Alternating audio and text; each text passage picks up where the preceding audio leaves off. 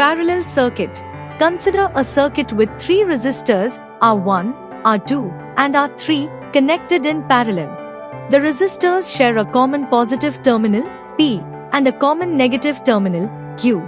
The combination of these resistors is connected to a cell, and the current flowing through the cell is measured by an ammeter A. Additionally, a voltmeter V is connected across the terminals P and Q. Experimental observations show that if the ammeters A1, A2, and A3 measure currents I1, I2, and I3 respectively, and the total current through the circuit is I. In simpler terms, when resistors are connected in parallel, the main current entering the resistors divides among them in inverse proportion to their resistances. However, the total current through all the resistors combined is equal to the total current in the circuit.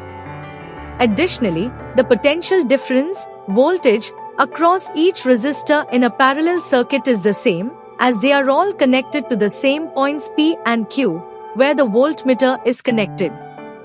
Characteristics of a parallel circuit. 1. The potential difference across each resistor in a parallel circuit remains constant. 2. Current in a parallel circuit divides among the resistors in inverse proportion to their resistances. This means that a resistor with higher resistance will have less current flowing through it. 3. The total current entering or leaving a parallel circuit is equal to the sum of the currents flowing through each individual resistor. If I is the total current and I1, I2, I3 are the currents in the individual resistors, then I is equal to I1 plus I2 plus I3. Expression for resistances in parallel.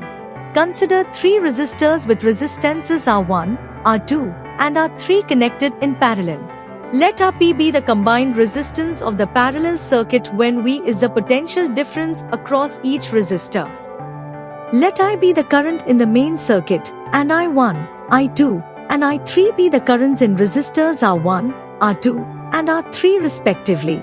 Since current divides itself in a parallel circuit, therefore, applying Ohm law to individual resistors, current in resistor R1, current in resistor R2, current in resistor R3, adding first 2 and 3, putting the value of A in C, putting the value of B in D. If R1 is equal to R2 is equal to R3 is equal to R, such that there are n such resistors, then, conclusions. 1. The total resistance in a parallel circuit is equal to the reciprocal of the sum of the reciprocals of the individual resistances in the parallel circuit. In other words, 2. The total resistance in a parallel circuit is always less than any of the individual resistances in parallel.